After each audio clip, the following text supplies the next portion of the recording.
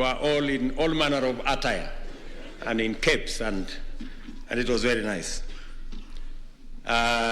So we are trying to fit our clothes back and see to it that we begin now the journey of governing the country.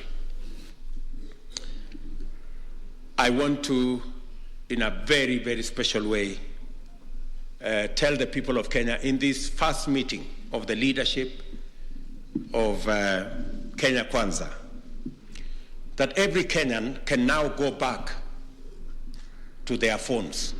You don't have to use WhatsApp, you don't have to use Signal, you can go back and use your normal phone. Because blackmail, intimidation, threats have come to a stop.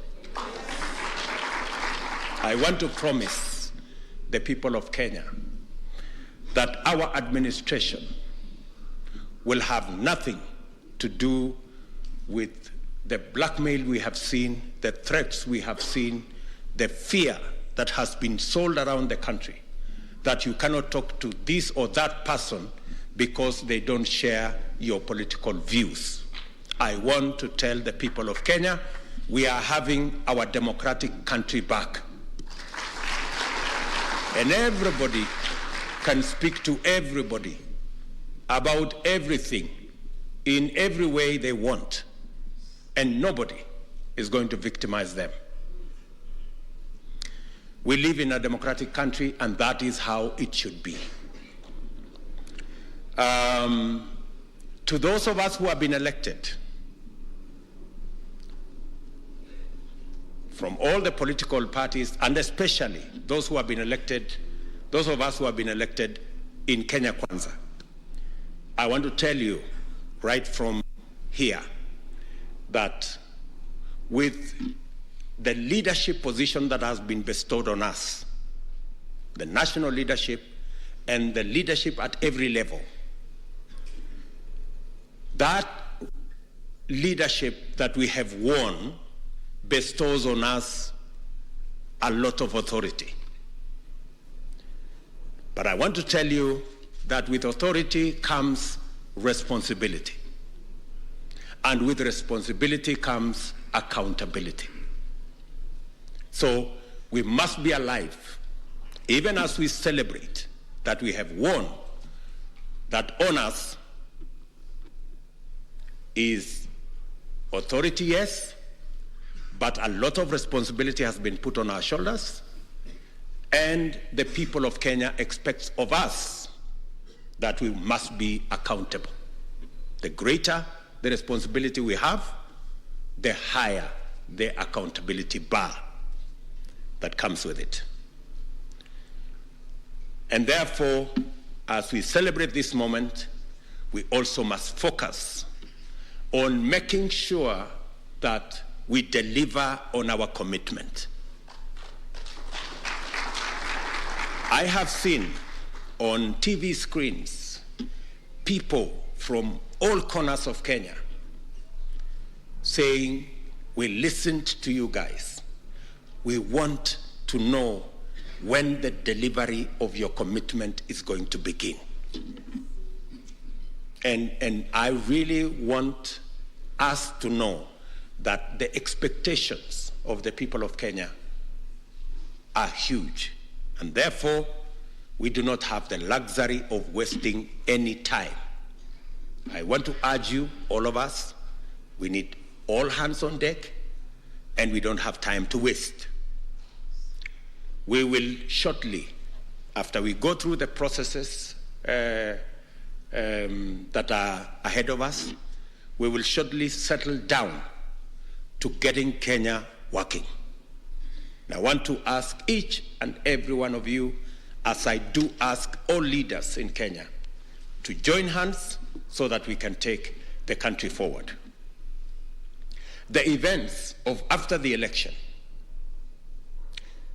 are speaking loudly to all of us as Kenyans.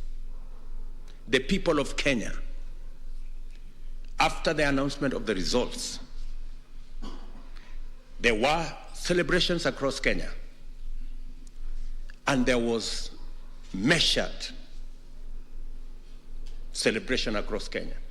In fact, immediately the people of Kenya got down to do their normal, what they do normally, sending a very clear signal to us as leaders that they want us to take the country to another level. The people of Kenya have come to appreciate that there was an election, and they have come to appreciate that there were people who were chosen as leaders. There were others who were assigned other responsibilities. So I want to say that this afternoon, to ask all of us as leaders in Kenya to learn from the people of Kenya who have settled on the issues. They now want us to deliver on the commitments that we gave the people of Kenya. And I want to say to this team that we do not have the luxury of time to waste. We must get on, roll up our sleeves, tighten up our belts, pull up our socks, and begin the process of delivery of our commitments to the people of Kenya. The people of Kenya have not only spoken that loudly on the unity of the nation. In 2013, the government that won in 2013, we had 25% in 31 counties. In 2017, we had 34 counties. We got 25% in 34 counties.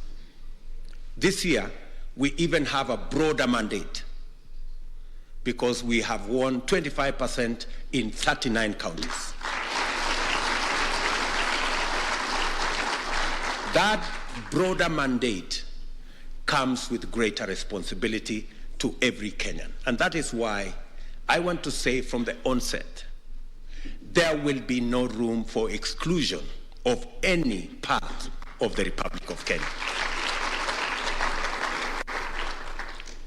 We are going to govern in a manner that makes sure that no part of Kenya is left behind. No sector of Kenya is left behind. No community of Kenya is left behind. We're going to move together as a nation because the people of Kenya are already telling us that we need to change the politics of our nation and eliminate ethnicity from the equation of the leadership or governance of the Republic of Kenya. And that is, we are going to obey those instructions from the people of Kenya. With that expanded mandate, as I said, comes responsibility, which we must account for.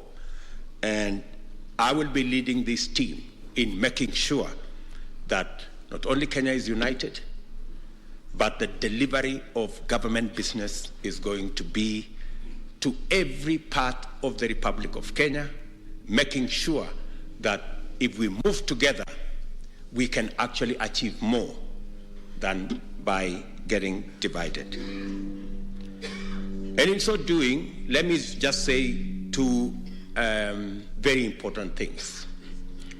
Number one, because we intend to deliver as a government, the public service is going to be a very important tool in the delivery of government programs and government services.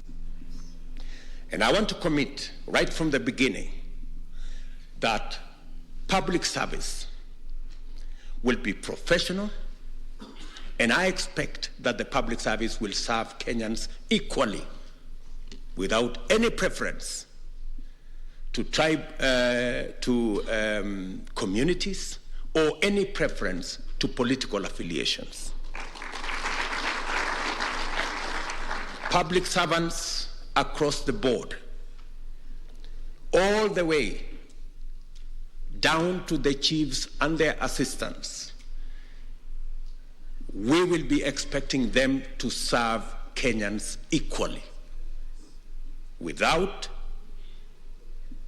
favoring people because of their political affiliation. I am asking all public servants who have been forced to take political positions in the just concluded elections to step back and be professional public servants, to carry out their mandate professionally and serve all Kenyans equally. Political business will be carried out by political actors. Political parties must organize themselves and organize their structures to run their politics.